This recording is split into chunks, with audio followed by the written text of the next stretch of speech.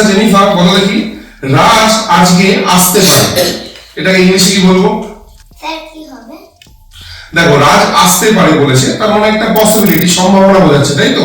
যখন কোনো কাজ হওয়ার সম্ভাবনা বোঝায় ফার্স্টে আমরা সাবজেক্টটা বলি, তারপরে একটা মে বলি, তারপরে যে কাজটা হতে পারে অর্থাৎ সেই ভার্বটাকে বসাই। তাহলে বলো কি বলবো? রাজ আজকে আসতে পারে। রাজ মে কাম। আজকে Raj may come today. Very good. আর যদি আসার চান্স বেশি থাকে তখন মেয়ের জায়গায় কি বলবো? মাইট। তাহলে কি বলবো?